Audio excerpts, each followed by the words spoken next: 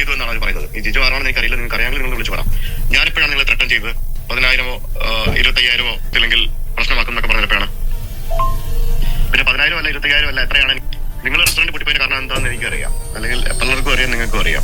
അത് ഞാൻ വീഡിയോ ചെയ്തിട്ട് എനിക്ക് 25,000 രൂപ തന്നില്ലെങ്കിൽ ഞാൻ റെസ്റ്റോറന്റിനെ പറ്റി മോശം പറയും എന്ന് ഞാൻ നിങ്ങളോട് പറഞ്ഞിട്ടുണ്ടോ? ഞാൻ ആരോടെങ്കിലും പറഞ്ഞിട്ടുണ്ടോ?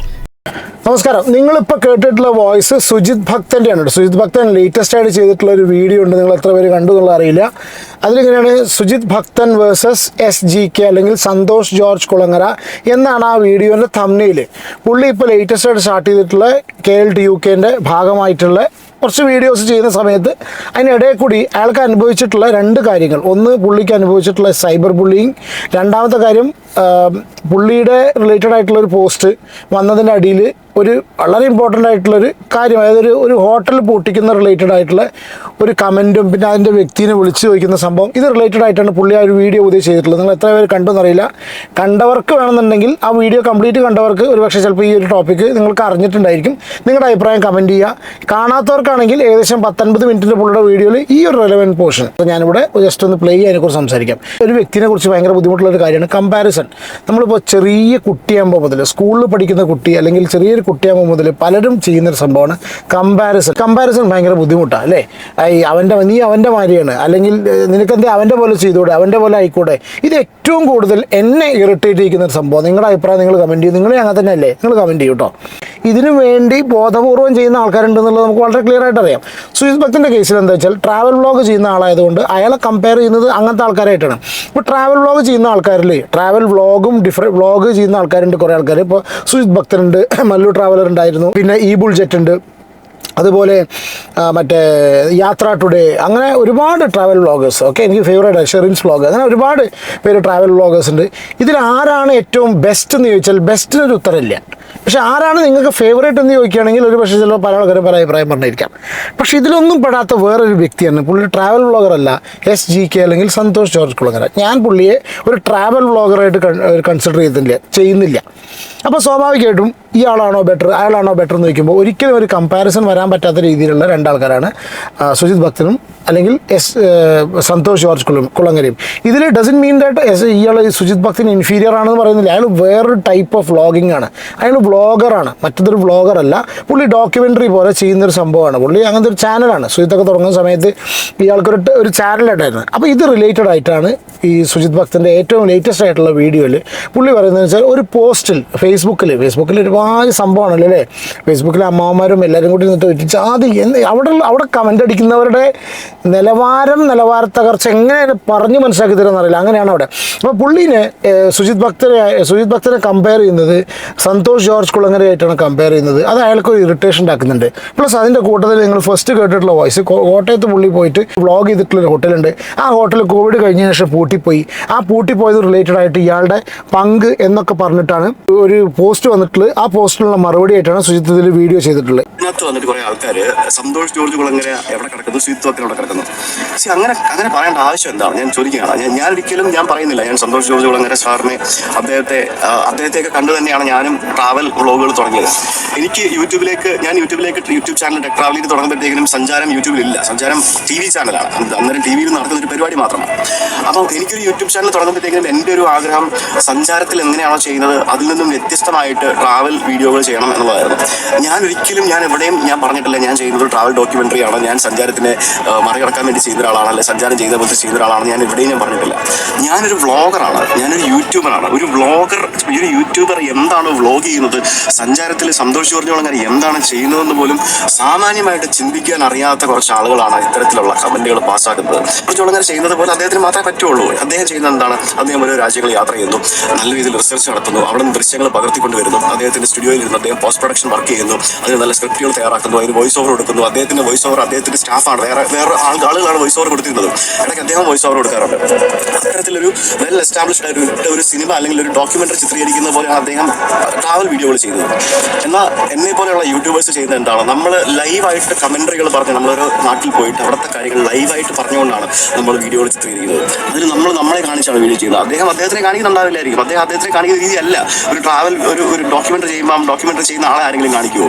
ഒരു യൂട്യൂബർ എന്ന് പറഞ്ഞാൽ, ഒരു ബ്ലോഗർ എന്ന് പറഞ്ഞാൽ ആ വ്ളോഗറെ കാണിച്ച് പ്രസന്റ്. ഇതിന് രണ്ട് പ്രശ്നമുണ്ട്. ഒന്നെന്താണെന്നറിയോ, എവിടെയെങ്കിലും കിടക്കുന്ന ഫേസ്ബുക്കിൽ ഏതോ ഒരുത്തൻ ഇപ്പോൾ ഒരു പോസ്റ്റ് ഇട്ടു എന്ന് വിചാരിച്ചിട്ട് അതിൻ്റെ ഇടയിൽ പോയിട്ട് ഏതോ ഒരു വളിയം പോയി കമൻ്റ് ഇട്ടു, അതിന് കയറിയിട്ട് അപ്സെറ്റ് ആവേണ്ട ആവശ്യം ഇയാളെപ്പോലെ ഒരു വ്യക്തിക്ക് ഇല്ല. കാരണം വെച്ചാൽ ഒരുപാട് വർഷമായിട്ട് ഇവരൊക്കെ ആ ഇൻഡസ്ട്രിയിലുള്ള ആളാണ്. പിന്നെ ഇവരുടെ മെയിൻ പണി എന്ന് പറഞ്ഞാൽ ട്രാവലിംഗ് ആണ്, അത് ആൾക്കാരിലേക്ക് എത്തിക്കുകയാണ്. എനിക്ക് ഭയങ്കര ഇഷ്ടപ്പെട്ടുള്ള ഒരു ക്രിയേറ്ററാണ് പുള്ളി.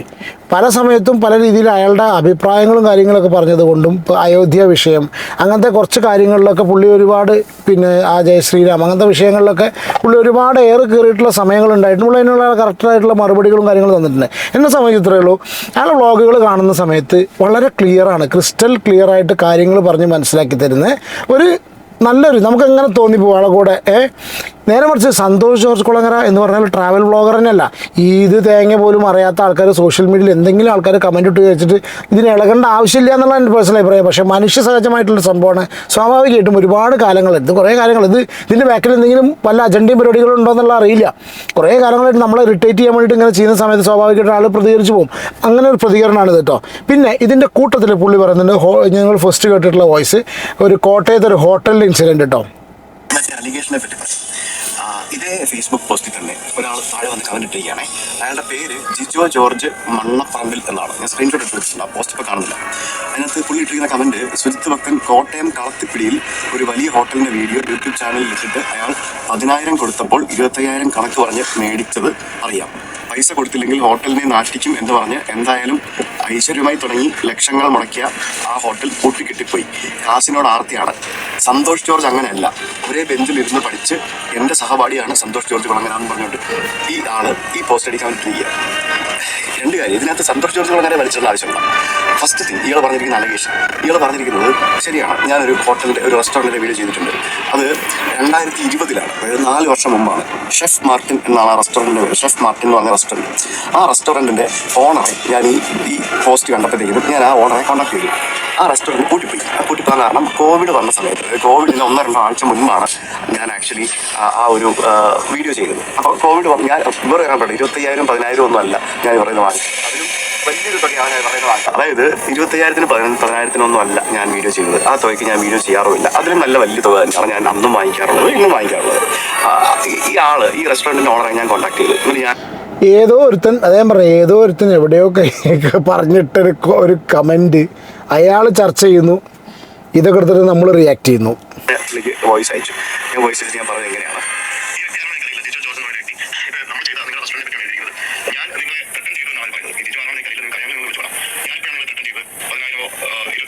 ഞാൻ ചൂടാവുന്നല്ലോ കേട്ടോ. 1.5x ലിറ്റർ പ്ലേ ചെയ്ത്, അതുകൊണ്ടാണ് എനിക്ക് ചൂടാവുന്നതായിട്ട് തോന്നുന്നത്.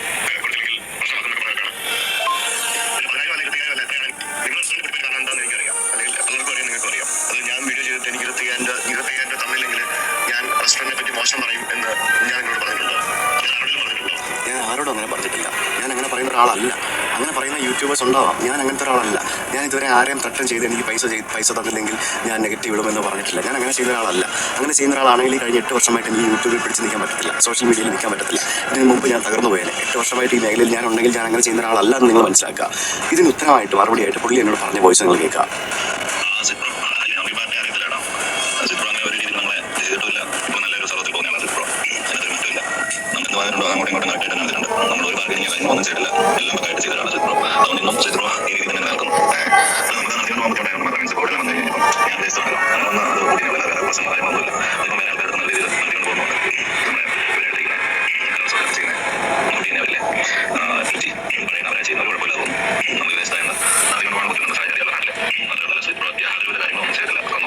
കുറച്ച് സ്പീഡിലുള്ള വോയിസ് ആയതുകൊണ്ട് നമുക്ക് മനസ്സിലായെന്നുള്ള അറിയില്ല, ഒന്നുമില്ല, വളരെ സിമ്പിളായിട്ട് അയാളെ അങ്ങനെ ഒരു സംഭവം തന്നെ അവിടെ ഉണ്ടായിട്ടില്ല.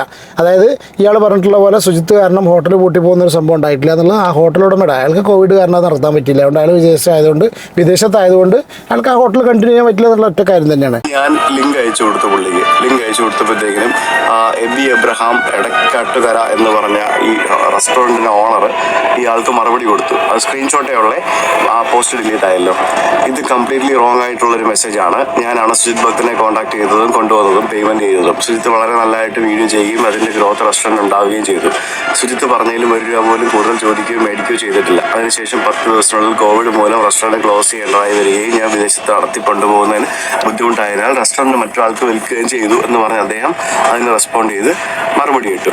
ഞാൻ ആലോചിക്കുകയായിരുന്നു, ഈ ജിജോ ജോർജ് മണ്ണപ്പറമ്പിൽ എന്ന് പറഞ്ഞ വ്യക്തി, ഞാൻ അദ്ദേഹത്തിന്റെ ഫേസ്ബുക്കിൽ ഞാൻ വ്യക്തമായിട്ട് ഞാൻ അദ്ദേഹത്തിന് ഇപ്പോൾ ഈ കാര്യങ്ങളൊക്കെ പറഞ്ഞുകൊണ്ട് ഞാൻ അദ്ദേഹത്തിന്റെ ഫേസ്ബുക്ക് പ്രൊഫൈലിൽ ഞാൻ മെസ്സേജ് അയച്ചിട്ടുണ്ട്. അദ്ദേഹം ഇതുവരെ അത് കണ്ടിട്ടില്ല, കാണത്തില്ലായിരിക്കും. ഇയാൾക്ക് എന്തിൻ്റെ പ്രശ്നമാണ്? ഒരാളെ പറ്റി തെറ്റായ കാര്യം സോഷ്യൽ മീഡിയയിൽ പ്രചരിപ്പിക്കുക എന്ന് പറയുന്നത് ഇയാൾക്ക് എന്തിൻ്റെ പ്രശ്നമാണ്? ഇയാൾ സന്തോഷ് ജോർജ് കുളങ്ങരയുടെ കൂടെ പഠിച്ചാന്ന് ഇയാൾ പറയുന്നു. സന്തോഷ് ജോർജ് കുളങ്ങരയ്ക്ക് പോലും നാണക്കേടായിരിക്കും ഈ ജിജോ ജോർജ് മണ്ണപ്പറമ്പിൽ എന്ന് പറഞ്ഞ വ്യക്തി അയാളുടെ കൂടെ പഠിച്ചാന്ന് പറയാനായിട്ട്. ഇങ്ങനെയുള്ള ആൾക്കാരൊക്കെ എന്താണ് ഇവർക്ക് പ്രശ്നം? ഞാൻ ആലോചിക്കുകയാണ്, ഈ ഫേസ്ബുക്ക് എന്ന് പറയുന്നത് സത്യം പറഞ്ഞാൽ ഒരു ടോക്സിക് ആയിട്ടുള്ളൊരു പ്ലാറ്റ്ഫോമായിട്ടാണ് എനിക്ക് സത്യം പറഞ്ഞാൽ ഫീൽ ചെയ്യുന്നത്. എല്ലാവർക്കും എന്തും പറയാം. ഫേസ്ബുക്ക് മാത്രമല്ല, യൂട്യൂബ് പോലും 100% ടോക്സിക് ആണ്. ഇതിനെക്കുറിച്ചുള്ള കംപ്ലീറ്റ് വീഡിയോ അവിടെ പോയി കാണാം. ഒരു കാര്യം കൂടി പറയട്ടെ. അപ്പോൾ ഇതിപ്പോൾ എന്താ സംഭവം ഉണ്ടായെന്ന് വെച്ചാൽ, ഏതോ ഒരുത്തൻ എവിടെയോ നിന്നൊരു കമൻറ്റ് ഇട്ടതിന് സുജിത്ത് ഈ രീതിയിൽ ഇതായി. ഇതേ വിഷയമായിട്ട് കുറച്ച് ദിവസങ്ങളായിട്ട് സോഷ്യൽ മീഡിയയിൽ നമ്മളെ യൂട്യൂബ് ചാനലിലൂടെ ചെയ്തിട്ടുള്ളൊരു സംഭവം, ഒരുപാട് ക്രിയേറ്റേഴ്സ് എടുത്ത് ചെയ്ത സംഭവമാണ്. നമ്മുടെ സദാശിവൻ അക്ക, ഓർമ്മയുണ്ടോ? ഇത് അക്കയുടെ വേറൊരു രൂപമാണ് ഈ അണ്ണൻ. അതായത് ഇനി അവരെങ്ങാനും ആണോ? അറിയില്ല കേട്ടോ, ഞാനങ്ങനെ പറയല്ല. ഇതുപോലെ ഈ അക്കേനെ പോലുള്ള കുറേ ആൾക്കാരുണ്ട്. അവർ പറഞ്ഞത് കണ്ടു കഴിഞ്ഞാൽ അവർ ഇയാളുടെ കൂടെ പഠിച്ചതാണ്. അതെന്ന് വെച്ചാൽ ഭയങ്കര റിയലിസ്റ്റിക് ആയിട്ട് കമൻറ്റ് ഇടുകയാണ്. അപ്പോൾ കാണുന്ന ആൾക്കാരും വിചാരിക്കും, എടാ ഇങ്ങനെ ഒരു സംഭവം ഉണ്ടോ? കുറച്ച് ആൾക്കാരെങ്കിലും വിചാരിക്കാതിരിക്കില്ല, ഇങ്ങനൊരു സംഭവം ഉണ്ടോ, ഇനി ഇവന് യഥാർത്ഥത്തിലുണ്ടോ? ചില സമയത്തൊക്കെ ഈ കമൻറ്റുകളൊക്കെ വലിയ ക്രിയേറ്റേഴ്സൊക്കെ നോട്ടീസ് ചെയ്യാതെ പോകും. അത് ഒരുപാട് പേര് നോട്ടീസ് ചെയ്യും, അതുപോലെ ചർച്ചയാവും. ആ സമയത്തായിരിക്കും ഇതൊക്കെ മുന്നിലേക്ക് വരുന്നത്. എന്താണെങ്കിലും ഇതാണ് ഇയാളുടെ ഒരു ലെങ്തി ആയിട്ടുള്ള വീഡിയോ, ചെറിയൊരു പോർഷൻ മാത്രമാണ്. എൻ്റെ ഒരു അഭിപ്രായം എവിടെ നിന്ന് പറഞ്ഞു കൊടുക്കേണ്ട ആവശ്യം ഇത്രയേ ഉള്ളൂ. ആൾക്കാർ എവിടെയെങ്കിലും ഇരിക്കുന്ന വളിയന്മാർ എന്തെങ്കിലും കമൻറ്റ് ഇട്ടെന്ന് വിചാരിച്ചിട്ട് എവിടെയോ കിടക്കുന്ന സുജിത് ഭക്തൻ എന്തിനോ വേണ്ടി ഒരാവശ്യമില്ലാണ്ട് പാനിക്കാവേണ്ട ഒരു കാര്യമില്ല. ആൾക്കാർക്ക് ഏത് രീതിയിലാണ് മർമ്മത്തിലടിച്ചാലാണ് കൊള്ളുക എന്നുള്ളത് ആൾക്കാർക്ക് അറിയാം. അത് ആൾക്കാർ ചെയ്തുകൊണ്ടേയിരിക്കും. It will continue. നിങ്ങളുടെ അഭിപ്രായം കമൻറ്റ് ചെയ്യൂ. വീഡിയോ ഇഷ്ടപ്പെടാണെങ്കിൽ ലൈക്ക് ചെയ്യൂ. പിന്നെ സബ്സ്ക്രൈബ് ചെയ്യാതെ ആരെങ്കിലും ഇപ്പോഴും വീഡിയോ കാണുന്നുണ്ടെങ്കിൽ ദയവ് ചെയ്ത് സബ്സ്ക്രൈബ് ചെയ്യുവാൻ അഭ്യർത്ഥിച്ചുകൊണ്ട് വീഡിയോ വൈൻഡപ്പ് ചെയ്യുന്നു. അടുത്ത ഒരു വീഡിയോ കാണാൻ. Take care and God bless. By.